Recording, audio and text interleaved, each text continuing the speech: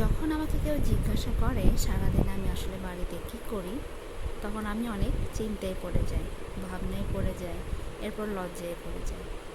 কারণ এত চিন্তা ভাবনা পরেও আমি খুঁজে পাই না যে আসলে আমি সারাদিন বাড়িতে কী করি। এই জন্য অনেক চিন্তা ভাবনা করে করে কিছু পয়েন্ট খুঁজে পেলাম। সেগুলো হলো, প্রথমে আমি আগে ঘুম থেকে উঠি, এরপর ফ্রেশ হই, তারপর খাওয়া দাওয়া করি, এরপর ফোন নিই, ফোন ঘাঁটি। না না না ভুল বলেছি।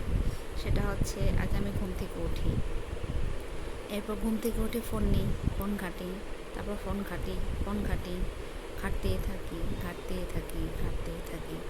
এরপর যখন ফোনের চার্জ শেষ হয়ে যায়, তখন গিয়ে আমি ফোনটাকে চার্জে দিই, ফ্রেশ হই, ইচ্ছা হলে খাবার খাই, না হলে খাই না।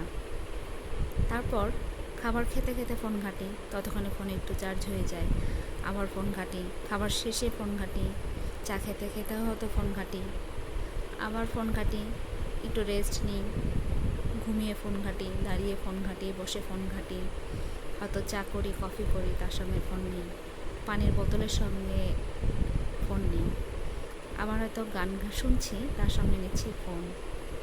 আমার একটা বিল্লু বাবা আছে, যেটাকে আমি আব্বাজান বলে ডাকি। 3 ভাই বোন ছিল, ইনি মিনি মানিমো।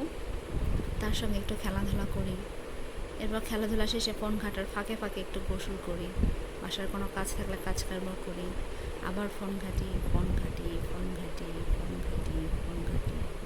সন্ধ্যা হয়ে যায়, আবার ফোন ঘাঁটি, ইচ্ছা হলে নাস্তা করি, নাহলে জানালার পাশে বসে এরকম বিকেল দেখি। তারপর আর কি, গরু ছাগল হাঁস মুরগি দেখলে তাদের সঙ্গে ভ্যাবা ম্যামা করি, একটু হয়তো খাই, নাহলে খাই না।